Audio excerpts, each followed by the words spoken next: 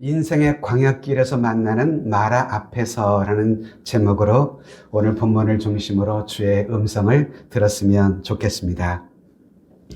여러분, 우리가 잘 알고 있듯이 430년 동안 이집트에서 노예처럼 살았던 이스라엘 민족, 그러한 민족을 하나님께서는 모세라고 하는 탁월한 지도자를 보내사 이스라엘 백성들을 애굽에서 탈출시키십니다. 이것을 소위 출애굽이라 이렇게 우리는 부릅니다. 애굽에 내려진 10가지 재앙을 통해서 결국은 바로 왕은 항복을 하게 되고요.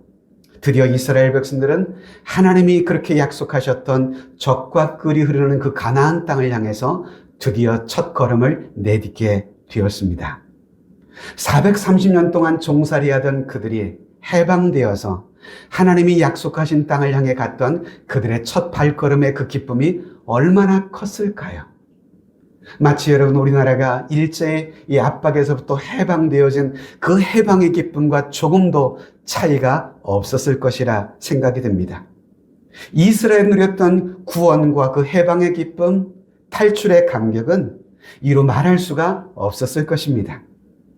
자, 그런데 그러한 기쁨의 흥분이 식기도 전에 그들은 출애굽하자마자 엄청난 장벽 앞에 부딪히고 말았습니다. 그것은 바로 홍해라고 하는 장벽이었습니다.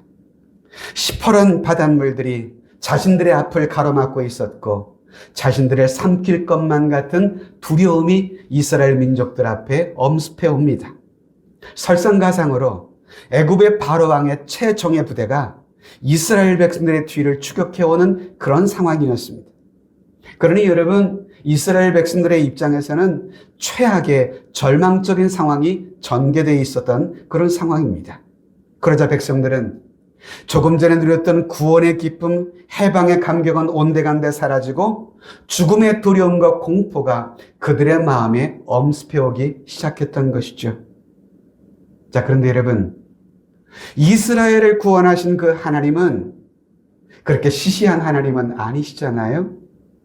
겨우 몇 걸음 이끌고 나와서 그 백성들로 하여금 광야에서 힘없이 죽는 것을 보시려고 그들을 애굽에서 그렇게 구원해내신 분은 아니시잖아요.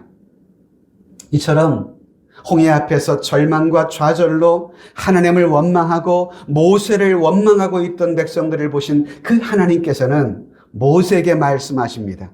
바다를 향해 모세, 너의 손에 들린 지팡이를 들어 바다를 가르라고 하신 것입니다. 그리고 하나님께서는 이스라엘의 행진을 인도하던 여호와의 사자와 구름 기둥을 그들의 진영의 앞에서 뒤로 옮겨 놓으십니다. 그래서 애굽의 군대와 이스라엘 진영 사이를 구분해 놓으십니다. 그래서 애굽의 진영에는 어둠이 임하게 하시고 이스라엘 진영에는 광명의 빛이 임하게 하셨습니다. 그래서 백성들로 하여금 홍해를 진입할 수 있도록 그들의 앞길을 비추어 주신 것입니다. 이윽고 모세가 바다 위로 지팡이로 손을 내밀자 하나님은 큰 바람을 밤새 불게 하시고 홍해의 바닷물이 그들 앞에서 물러가게 하셨습니다. 물이 갈라져 마른 땅처럼 만들어 놓으신 겁니다. 그래서 이스라엘 백성들은 이제 좌우에 벽이 되어 서 있는 바닷물을 보면서 바다 한가운데를 마른 땅처럼 건너가게 되었던 것이죠. 이처럼 백성들이 안전하게 다 건너기까지 지켜보시던 그 하나님은 드디어 이스라엘 백성들이 다 홍해를 건너자 애굽 사람들이 그 홍해로 들어서는 것을 보시고 모세에게 다시 말씀하십니다. 너의 지팡이 든 손을 다시 한번 홍해로 내밀라 명하시죠. 그리고 모세는 그 명령대로 행하자 바닷물이 다시금 회복되어 애굽의 모든 군대를 일거에 몰살시키게 되는 그 장면. 여러분, 그 장면을 우리는 십계라고 하는 유명한 영화를 통해서 볼 수가 있습니다. 그 장면을 지금도 보면 얼마나 짜릿한, 기가 막히고 신나는 상황인지 모르겠습니다. 이처럼 여러분, 이스라엘 백성들은 이 놀라운 하나님의 기적을 체험합니다. 홍해를 마른 땅처럼 건너고 자신을 추격하던 이 애굽의 병사들은 홍해에 완전히 다 수정되고 말았던 이 상황을 그들의 눈으로 현장 목격을 했습니다. 이 장면을 목격하고 그들은 너무도 감격스러웠고 기뻤습니다. 우리가 오늘 22절부터 읽었는데요. 22절 이전 절에는 무엇이 기록되어 있는가 하면 이 구원의 은혜를 체험했던 이 이스라엘 백성들이 이 구원의 감격과 기쁨을 노래하는 것이 1절부터 21절까지 기록되어 있는 것입니다. 모세의 노래, 또 모세의 누이였던 미리암의 노래가 15장에 쭉 기록되어 있는 상황인 것이죠. 그리고 오늘 본문은 바로 그 이어지는 말씀인 것입니다. 자, 여러분, 이렇게 홍해를 기적처럼 건넜던 이스라엘 백성들. 그런데 이스라엘의 여정은 여기서가 끝이 아니었습니다. 그들이 드디어 홍해를 건너 들어선 곳은 광야였습니다. 이 광야의 길은 고난의 연속이었습니다. 그들은 홍해를 하나님이 베풀어 주신 기적으로 건넌 후에 이후에 사흘길을 걷게 되었는데요. 사흘길을 걷는 동안 물 한 방울 얻지를 못했던 것입니다. 광야의 길 얼마나 여러분 뜨겁고 건조한 곳인가요? 그들은 탄긋한 목마름을 참으며 견디며 걷습니다.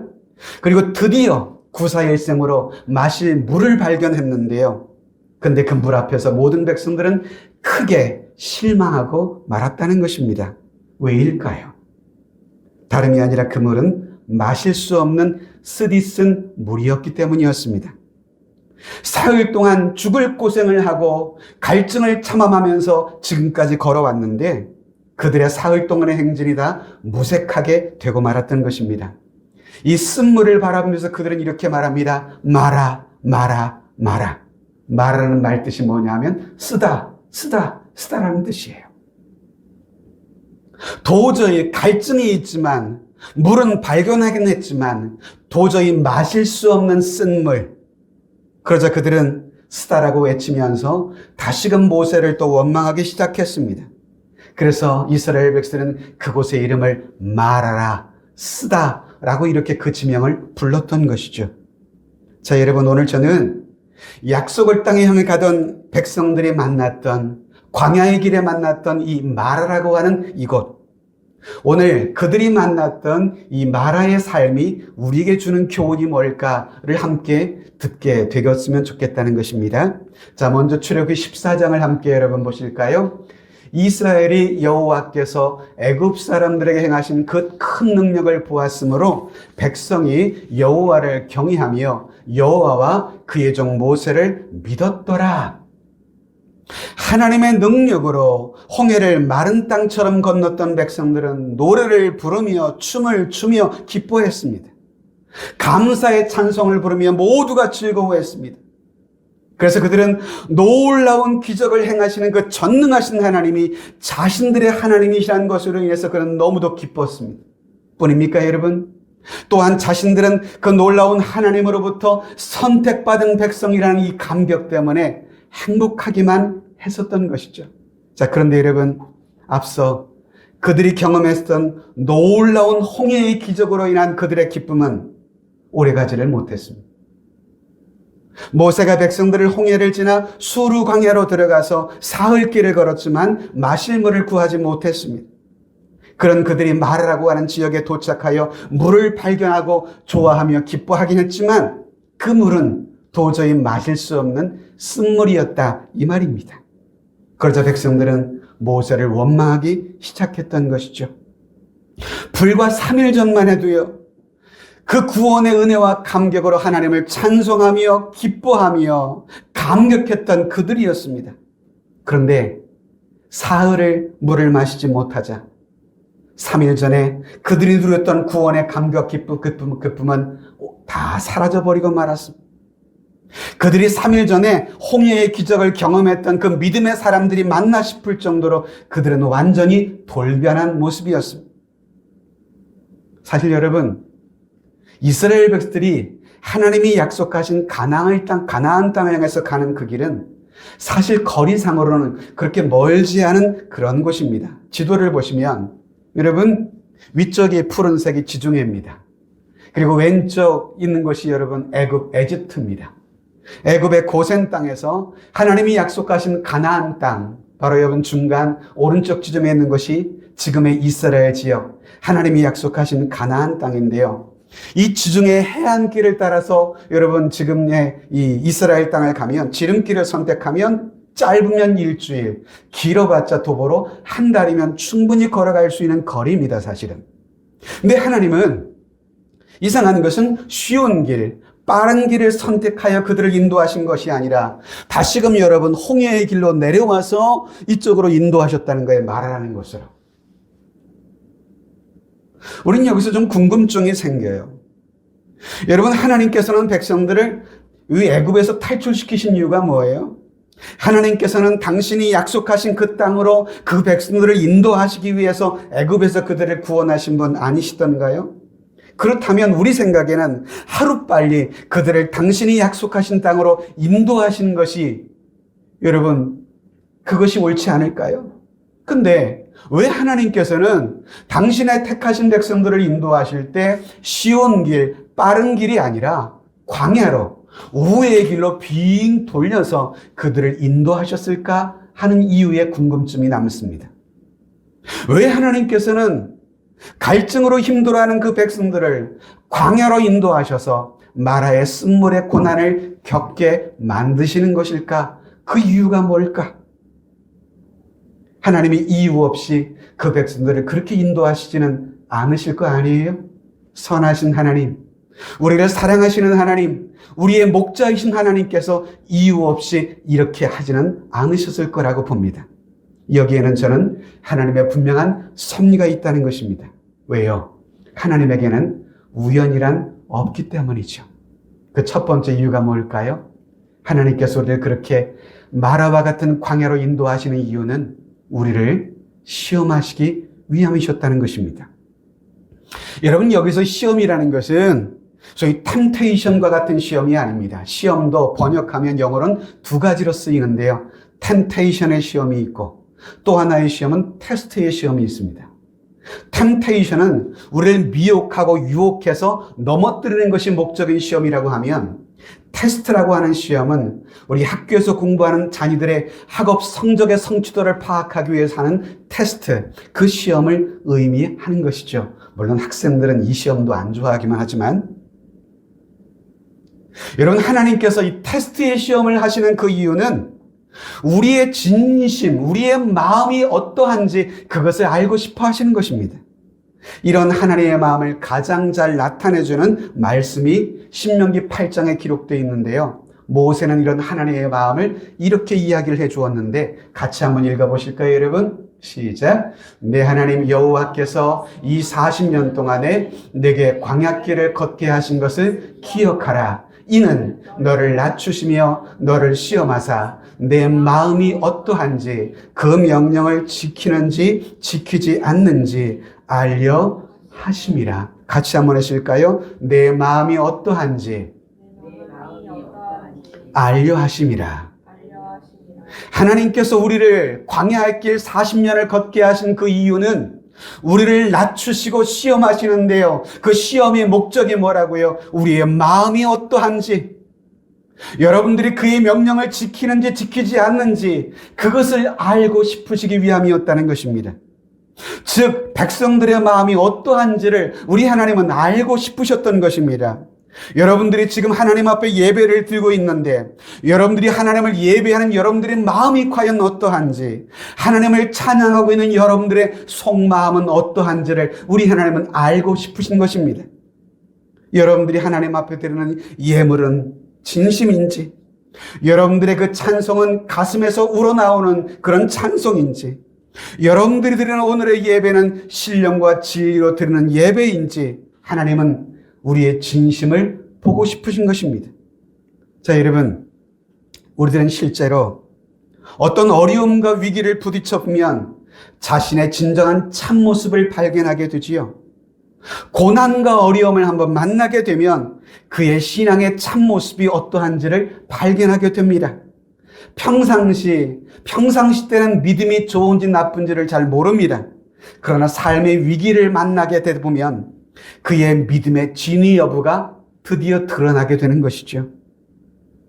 하나님을 믿는 이 땅에서의 성도의 삶, 여러분, 이 땅에서의 성도의 삶은 고난 없고 평탄하고 행복함으로 이루어질 것으로만 여러분 생각하지는 마시기 바랍니다.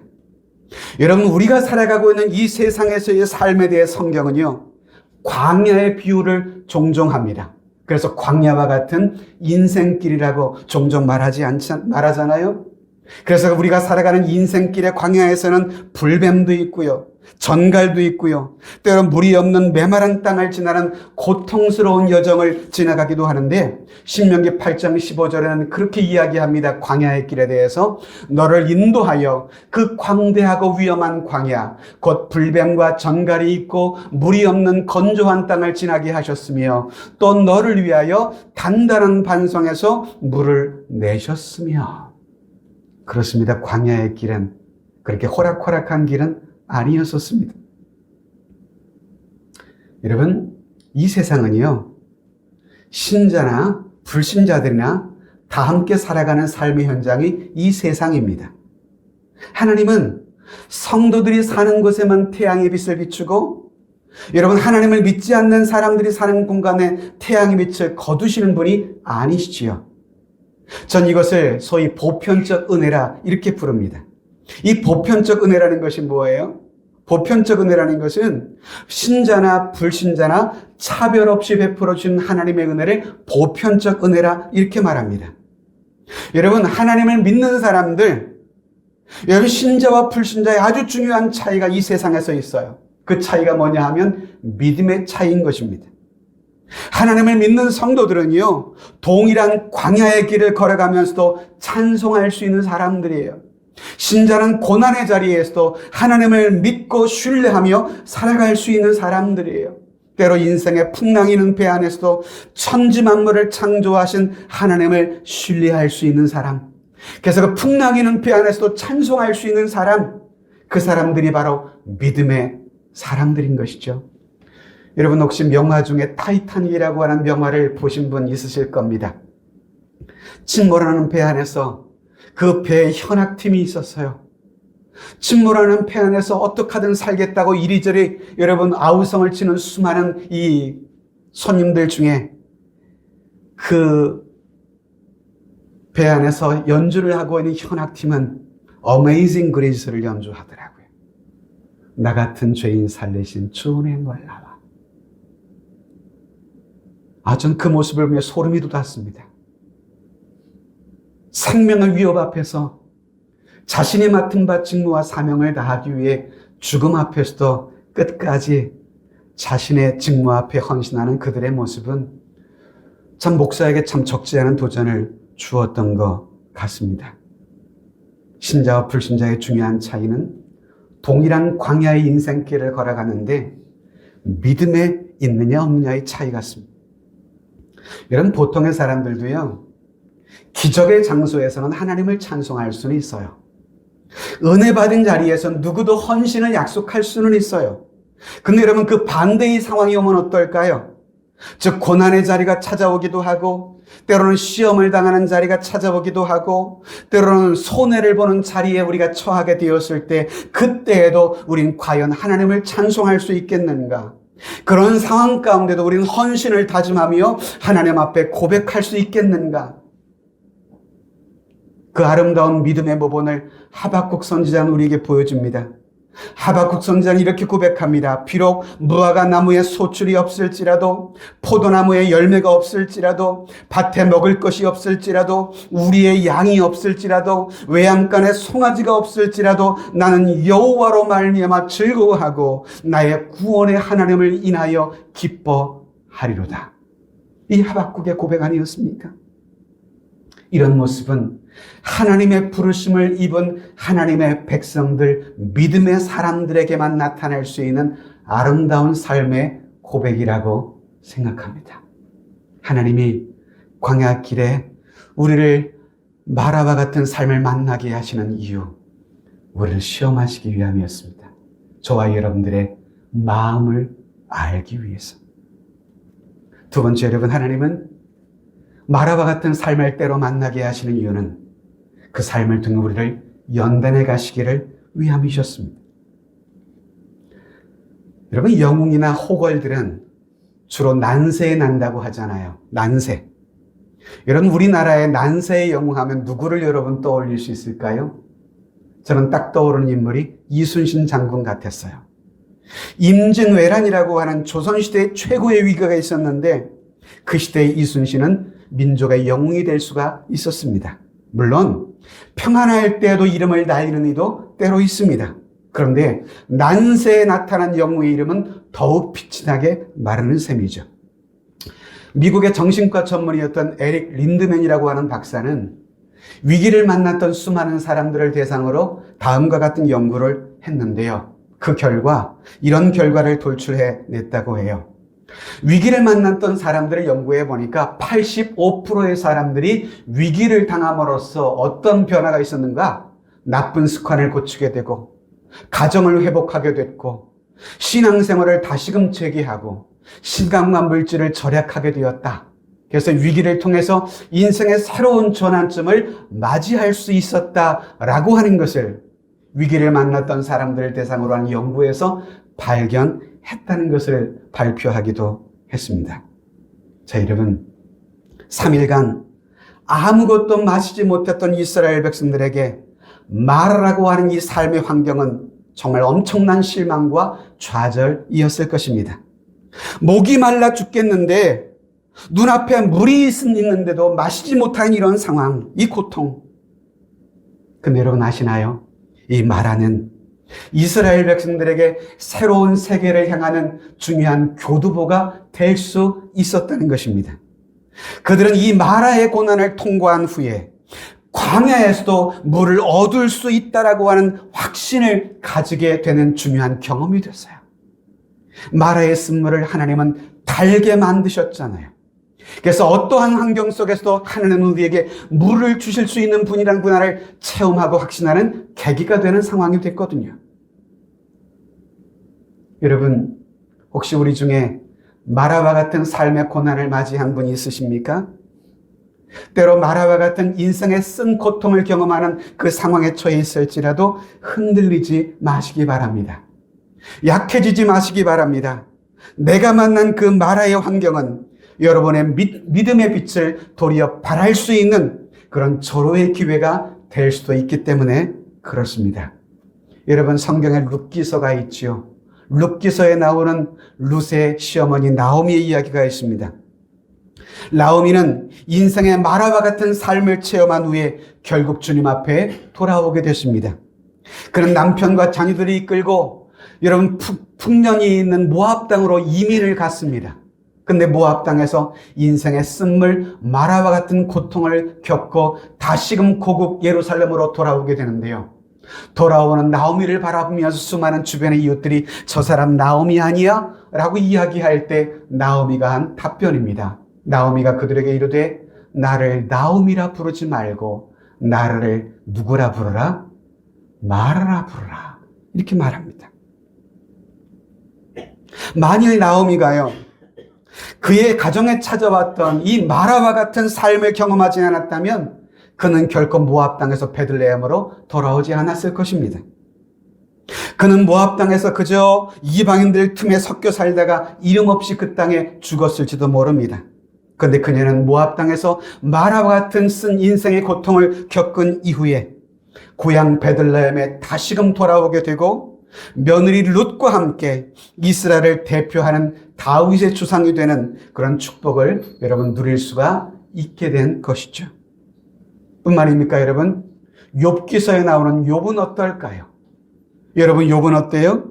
욥기서의 욥은요, 하루아침에 예상치 못한 갑작스러운 고난 앞에서 그는 어쩔 줄을 몰라 했습니다. 여러분, 준비된 고난이 어디 있습니까? 고난은 예고 없이 찾아오는 법 아니겠습니까? 욥은 하루아침에 자식들을 잃었어요. 가진 재산을 다 잃어버렸어요. 자신의 가정, 자신의 건강마도 하루아침에 다 잃어버리고 말았습니다. 그렇게 고통스러운 나날들을 보내고 있을 때 친구들이 찾아와 위로했지만 친구들의 위로는 도리어 욥의 마음에 상처만 주었습니다. 욥은 자신을 찾아온 친구들의 말과 변론을 다 한 후에 이렇게 유명한 말을 남겼죠. 그러나 내가 가는 길을 그가 아시나니 하느님이 아시나니 그가 나를 단련하신 후에는 내가 순금같이 되어 나오리라. 순금같이 되어, 정금같이 되어 나오리라. 즉 욥은 지금 자신이 처한 극심한 이 고난을 자신의 믿음을 단련하는 기회로 보았던 것입니다. 결국 이후에 욥은 하나님을 자신의 눈으로 보게 되었고 진정한 영적인 축복을 누리는 사람이 되었습니다.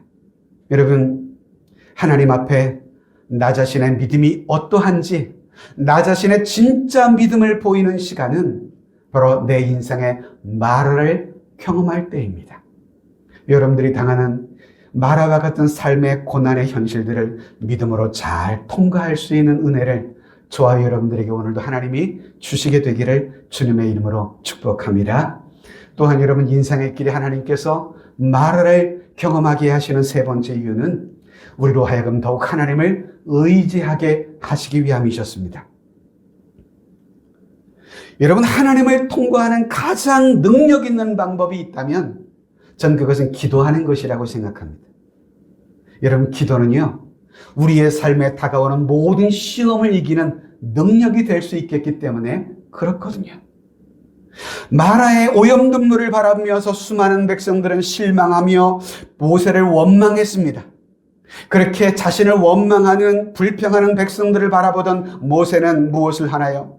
오늘 본문 24절, 25절을 다 같이 보시면 실망하며 원망하는 백성들을 바라보는 모세, 이렇게 행동을 취합니다. 같이 한번 읽어볼까요? 백성이 모세에게 원망하여 이르되 우리가 무엇을 마실까 하매 모세가 여호와께 부르짖었더니 여호와께서 그에게 한 나무를 가리키시니 그가 물에 던지니 물이 달게 되었더라. 온 백성들이 마라의 쓴물 앞에서 절망하며 원망했습니다. 근데 모두가 원망하며 절규하는 바로 그 자리에서 모세는 달랐습니다. 모세는 그 자리에 무릎을 꿇고 앉았습니다. 그리고 여호와께 부르짖었습니다. 그랬더니 하나님이 한 나무를 가리키셨습니다. 그리고 모세에게 그 나무를 그 물에 던지우라 말씀하셨습니다. 모세가 순종해서 그 나무를 취하여 오염된 마라의 물에 던졌더니 그 물이 달게 되었더라. 할렐루야. 물이 달게 되었더라. 깨끗해졌다 이 말입니다. 예기치 못한 고난과 삶의 위기들, 우리 인생에 찾아오는 다양한 인생의 마라와 같은 삶을 경험하게 될 그때에 모세처럼 하나님께 가까이 나아가실 수 있게 되기를 바랍니다. 마라는 우리 인간의 실존입니다. 아담과 하와 이후에 범죄한 인간은요, 마라와 같은 이 삶을 이 땅에 경험하며 살아갈 수밖에 없는 존재로 전락이 됐습니다. 왜요? 인간의 타락은 우리로 하여금 인생의 마라와 같은 삶을 경험할 수밖에 없도록 만들었거든요. 창세기 3장 17절을 보면 타락한 아담과 하와에게 하나님께서는 이렇게 형벌을 내리셨잖아요. 네가 내 아내의 말을 듣고 내가 네게 먹지 말라 한 나무의 열매를 먹었은즉 땅은 너로 말미암아 저주를 받고 너는 내 평생에 수고하여야 그 소산을 먹으리라 말씀하셨어요. 이제는 입에서 쓴 냄새가 날 만큼 수고하지 않으면 먹을 수 없는 존재로 우리 인생은 타락되었다 이 말입니다. 그래서 인생은 마라와 같은 삶의 현장으로 전락되고 말았던 것입니다. 근데 여러분, 안심하시기 바랍니다. 그러한 삶을 비록 우리가 살아가지만 하나님은 결코 우리를 이 마라와 같은 삶의 현장에서 목말라 죽도록 내버려 두시는 하나님은 아니시기 때문에 그렇습니다. 하나님은 지금도 모세처럼 하나님 앞에 나와 부르짖는 자들에게 당신의 은총을 베풀어 주시는 그런 하나님이십니다. 써서 먹지 못하는 그 물이었지만 하나님께서는 그 물을 달게 바꾸어서 우리의 갈증을 해결하시고 그의 삶을 인도하시는 하나님이셨습니다. 모세는 이처럼 부르짖어 백성들이 만난 위기와 시련 앞에서 하나님 앞에 나아갔습니다. 여러분, 이 장면을 시편 107편 기자는 이렇게 이 장면을 기억하면서 시편에서 기록해 주었는데요. 그들이 광야 사막길에서 방황하며 거주할 성읍을 찾지 못하고 줄이고 목이 말라 그들의 영혼이 그들 안에서 피곤하였도다. 이에 그들이 근심 중에 여호와께 부르짖음에 그들의 고통에서 하나님이 어떻게 하셨다고요? 건지셨다고요. 건지셨다고요. 하나님께 부르짖으니 하나님께서 그들의 고통에서 건지시고, 기억하시기 바랍니다. 우리가 부르짖으면 하나님은 건져주시는 하나님이십니다. 믿으십니까, 여러분? 부르시면 건져주시는 하나님. 남유다에 히스기야 왕이 있었습니다. 그는 어느 날 이사야 선지자로부터 정말 사형 선고와 같은 말씀을 듣습니다. 왕은 곧 죽을 것이니 죽음을 준비하라는 말을 히스기야 왕이 들었어요. 이 이야기를 듣자 히스기야 왕은 식음을 전폐합니다. 벽을 향해 무릎을 꿇고 앉아서 눈물로 기도하기 시작합니다. 하나님, 종을 불쌍히 여기소서. 종을 다시 한번 살려주소서. 눈물로 기도합니다. 그랬더니 하나님께서 그 히스기야의 눈물을 보셨어요. 그의 기도를 들으셨어요. 그리고 이사야를 통해서 그의 기도에 응답하심을 말씀해 주셨어요. 그것이 열왕기하 20장에 나오는 말씀인데요. 이사야가 하나님의 말씀을 히스기야에게 대언합니다. 내가 내 기도를 들었고 내 눈물을 보았노라. 내가 너를 낫게 하리니. 부르짖으면 하나님은 들으십니다. 우리의 눈물을 하나님은 보십니다. 여러분, 예수 믿는 사람도요, 때로 병에 걸릴 수 있어요. 예수 믿는 사업가도요, 사업에 실패할 수도 있어요. 예수 믿는 가정의 자녀들도요, 시험에 떨어질 수도 있어요. 목사 가정의 자녀도요, 재수할 수도 있어요. 아니, 목사인 저도 예전에 재수했었거든요. 근데 여러분, 하나님의 사람들은요, 자신이 만난 인생의 마라의 시험 앞에서 결코 좌절과 절망의 자리에 주저앉아 있지만은 않습니다. 포기하지 않습니다. 낙심하지 않습니다. 왜일까요? 하나님의 자녀들인 우리들에게는 놀라운 특권이 주어져 있기 때문에 그렇습니다. 무슨 특권일까요? 기도할 특권이에요. 우리가 하나님께 나아가 기도하면 그 하나님은 전능하신 하나님이시고 능치 못한 일이 없으신 하나님이시잖아요. 그 하나님 앞에 나아가 기도하여 그를 의지하기만 하면 하나님 우리의 기도를 들으시고 응답하실 것이라는 이 확신. 그래서 우리는 낙심과 절망, 실패와 질병이 찾아온다 할지라도 절망하지 아니하고 하나님을 붙들고 기도하며 나아갈 수가 있는 것입니다. 성도 여러분, 내 삶에 예상치 못한 채 불어오는 다양한 인생의 마라들, 때로는 슬픔의 모습으로, 고통의 모습으로, 낙심의 모습으로, 실패의 모습으로 그런 인생의 마라들이 다가올 때에, 그때에 하나님께 나아가실 수 있게 되기를 바라는 것입니다. 그리고 그에게 나아가 부르짖기를 바랍니다. 우리가 기도하면 하나님에게는 해결의 방법이 있으십니다. 그래서 예레미야 33장 3절, 소위 333이라고 불리우는 귀한 말씀으로 저는 이렇게 암송하고 있는데요. 같이 한번 읽어볼까요? 시작. 너는 내게 부르짖으라. 내가 내게 응답하겠고 내가 알지 못하는 크고 은밀한 일들을 내게 보이리라. 할렐루야. 부르짖으라. 그리하면 내가 응답하리라.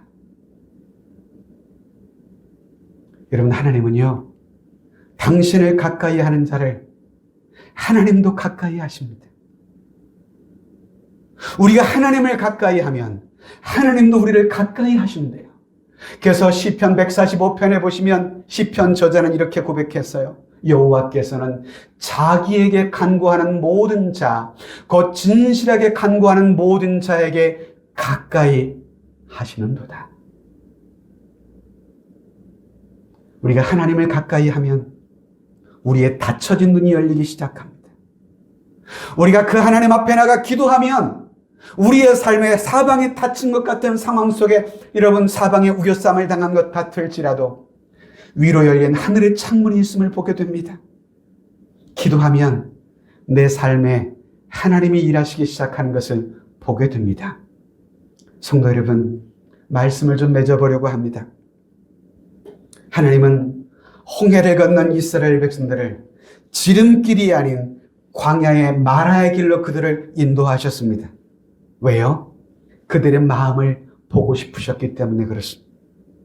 그들을 단련하여서 점금 같은 하나님의 백성으로 삼으시기 위함이셨습니다. 그래서 그들이 만난 40년의 광야에서의 생활은 이제 철저히 하나님만 의지하며 살아가야 하는 삶이라는 것을 훈련받는 훈련의 장소, 훈련소였습니다. 어쩌면 여러분, 저와 여러분들이 살아가는 이 땅에서의 삶의 현장도 저 영원한 하나님의 나라에 들어가는 삶의 훈련소일 수가 있습니다.